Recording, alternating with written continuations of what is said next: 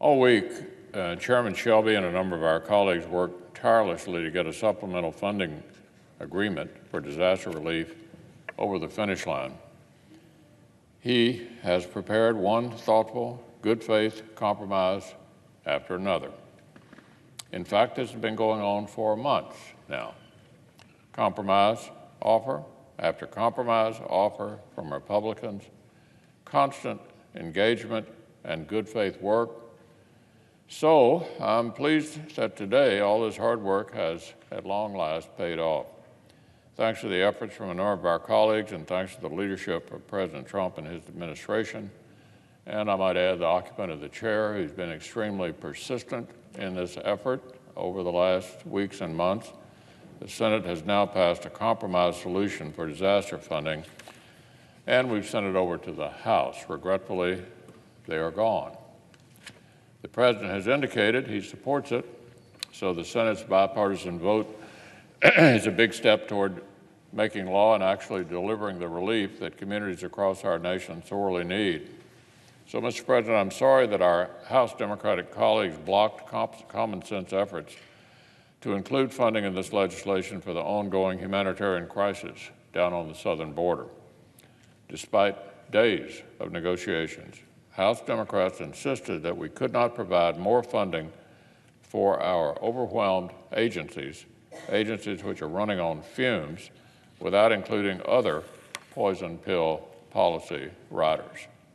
So, as a result, today's agreement omits those needed resources. This wasn't money for the wall or even for law enforcement. It was money so that the federal government could continue to house, feed, and care for the men, women, and children showing up along our southern border. Money for agencies that are currently literally running on fumes. This is money that is so uncontroversial, that even the New York Times published an editorial entitled, "Congress, Give Trump His Border Money." The New York Times.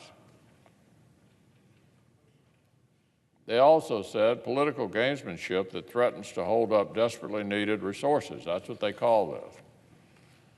Well, I'm sorry to say that political gamesmanship did not hold up these resources. Apparently, our House Democratic colleagues heard President Trump and the word border in the same sentence and decided they preferred no action at all to the sensible compromise that even the New York Times had called for.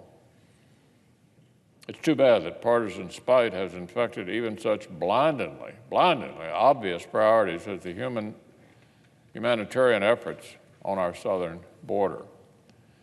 I'm sorry that our Democratic friends have become so committed to the resistance, that they are now, Mr. President, to the left of the New York Times editorial board. To the left of the New York Times editorial board. Nevertheless, we should celebrate the progress that we're making today. The Senate passage of this legislation marks a huge step forward for communities across the U.S. that have gone far too long without receiving this federal assistance to help them get back on their feet. Finally, the millions of Americans who've grappled with nature's worst are closer to receiving the supplemental aid they urgently need. The western communities that are still sorting through the ashes of last year's record-breaking wildfires, our coastal states in the southeast and Puerto Rico, where hurricane damage punched holes in homes, businesses, and critical infrastructure, the deep south communities victimized by tornadoes, and for those still grappling with the floodwaters that have surged over farms and towns across the Midwest and in my own state of Kentucky. So look, I'm grateful and relieved that Chairman Shelby, Senator Leahy, colleagues of ours, including Senators Perdue, Isaacson, Rick Scott, Rubio, Ernst, Thune, Blunt, Sass, and others, have brought us to this point with their tireless work on this subject. So I'm grateful to the President for his leadership and focus on getting an outcome. I'm glad we passed this legislation and sent it to the House. I would urge our colleagues over in the House to support it.